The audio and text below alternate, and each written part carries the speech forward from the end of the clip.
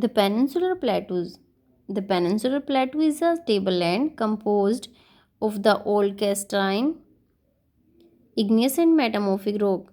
It was formed due to the breaking and drifting of the Gondwana land, and thus making it a part of oldest landmass. The plateau has broad and shallow valley and rounded hills. This plateau consists of two broad divisions, namely the Central Highlands and the Deccan Plateau. The part of Peninsular Plateau lying to the north and the Narmada River, north of the Narmada River, covering a major area of the Malwa Plateau, is known as the Central Highlands. The Vindhya Range is bounded by the Satpura Range on the south and the Aravalli on the north. The further westward extend gradually merge with the sandy and rocky desert of Rajasthan. The flow of river drafting this region, namely the Chambal, Sindh, Betwa and the Kane, is from southwest to northwest. This indicate the slopes. The central highlands are wider in the west but narrower in the east. The eastward extension of the plateau are locally known as the Bundelkhand. यहाँ पे हम peninsular प्लेटो की बात करते हैं कि इनकी shape एक टेबल लैंड की तरह होती है. Table as you know table की जो शेप होती है, तो पेनिनसुलर प्लेटो की शेप इसी तरह उभरी हुई होती है, एक प्लेन एरिया में जो शेप उभर के आती है. बिसाइड दैट ये ओल्ड क्रिस्टलाइन, इग्नियस और मेटामॉर्फिक रॉक से बना होता है. अब इसकी ये शेप किस वजह से होती है? जो गोंडवाना लैंड है ये टूटने से या इसकी ड्रिफ्टिंग की वजह से ऐसी शेप बनती है. इसकी जो प्लेटू होते हैं ये काफ़ी ब्रॉड होते हैं और इसके आसपास राउंडेड हिल्स या वैलीज भी होती हैं. इसको ब्रॉडली अगर हम डिवीज़न की बात करते हैं, टू पार्ट्स में हम इसको डिवाइड करते हैं. एक सेंट्रल हाईलैंड्स होता है और डेक्कन प्लेटू होते हैं. जो इसका नर्मदा रिवर के आसपास का जो एरिया है ये मालवा प्लेटू के नाम से जो जाना जाता है, ये सेंट्रल हाईलैंड में आता है. विंध्या रेंज जो है, सतपुरा रेंज है, ये साउथ एरिया में, और Aravalli in the north west, north की तरफ अरावली है. इसकी जो है जो सैंडी और रोकी डेजर्ट है वो राजस्थान में है. जो रिवर्स यहाँ फ्लो करती हैं, चंबल, सिंध, बेतवा, कैन, मतलब ये वाली रिवर्स यहाँ पे फ्लो करती हैं. लोकली अगर इसको देखा जाए तो बुंदेलखंड में इसको जो एस्टवार्ड एक्सटेंशन, जो एस्टवार्ड प्लेटू है, ये बुंदेलखंड के नाम से भी जाना जाता है. Next, the Indian desert. The Indian desert lie toward the western margin to the Aravalli Hill. It is an undulate sandy plain covered with sand dunes. This region receives very low rainfall below 150 mm per year. It has a right climate with low vegetation cover. Streams appear during the rainy season. Soon after they disappear into the sand as they do not have enough water to reach the sea. Luni is the only large river in this region. Indian desert की अगर हम बात करते हैं, dessert word अगर बोला जाता है तो आई थिंक सबको क्लियर होगा कि डिज़र्ट क्या होता है. यहाँ पे बहुत सारी सैंड ड्यून्स होती हैं. सैंड ड्यून मतलब रेत के बड़े बड़े टीले बने होते हैं यहाँ पे, क्योंकि यहाँ पे रेनफॉल बहुत कम होती है. फुल ईयर में अगर हम देखते हैं तो 150 mm ही यहाँ पे रेनफॉल होती है. और जो स्ट्रीम्स होती हैं, जो पानी के जो स्ट्रीम्स होती हैं, वो सिर्फ रेनी सीजन में ही होती हैं, उसके बाद वो डिसअपियर हो जाती हैं. मतलब यहाँ पर इतना ज़्यादा वाटर नहीं होता कि एक पूरा फ्लो में वो सी तक रीच कर पाए, समुद्र तक पहुँच पाए. और जो लूनी है वो सिर्फ लूनी ही यहाँ की लार्जेस्ट रिवर है. The coastal plain.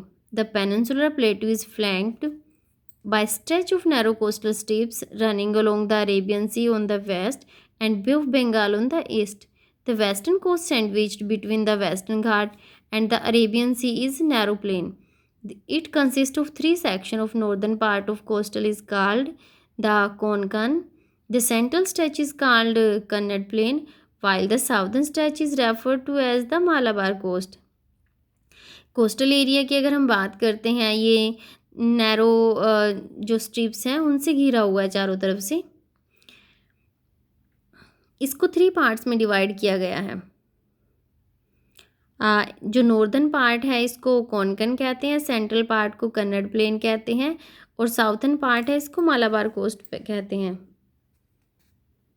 The plain along the Bay of Bengal are wide and level. In the northern part, it is referred to as the northern Sarkar, while the southern part is known as the Coromandel coast. The large rivers such as Mahanadi, Godavari, Krishna, and Kaveri have formed extensive delta on this coast. Like Chilika is an important feature along the eastern coast. इसका जो level है वो बे of Bengal में wide हो जाता है काफ़ी। Northern के एरिया की अगर हम बात करते हैं, इसको कोरोमंडल कोस्ट कहते हैं। नॉर्दर्न जो सरकेर है इसको कोरोमंडल के कोस्ट कहते हैं। इसके भी साइड यहाँ पे महानदी, गोदावरी, कृष्णा, कावेरी, इस तरह मतलब काफ़ी सारी रिवर फ्लो करती हैं। और जो चिलिका लेक है ये काफ़ी इम्पोर्टेंट लेक है यहाँ की, जो महानदी रिवर पर फॉर्म की हुई है। द आइलैंड्स की अगर हम बात करेंगे अब यहाँ पे, तो we will see here locate and Lakshadweep island group laying close to the Malabar coast of Kerala. This group of island is composed of small coral island. Earlier they were known as Lakdiv, Minicoy and Amindiv. In 1973 these were named as Lakshadweep. It covers small area of 32 square kilometer. Karavati Island is the administrative headquarter of Lakshadweep. This island group has great diversity of flora and fauna. The PT Island, which is uninhabited, has a bird sanctuary. Lakshadweep island को बहुत पहले time में इसको लैकडीव या मिनिकोय या एमिंडिव नाम से बुलाया जाता था और 1973 में इसका लक्षद्वीप नाम रखा गया, Lakshadweep.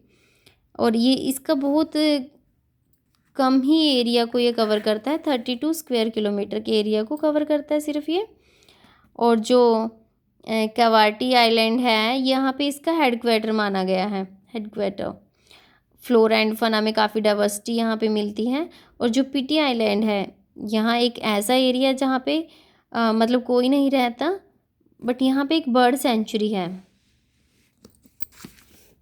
Next, now you see the in-laws chain of islands located in the Bay of Bengal extend from north to south. This is Andaman and Nicobar Island.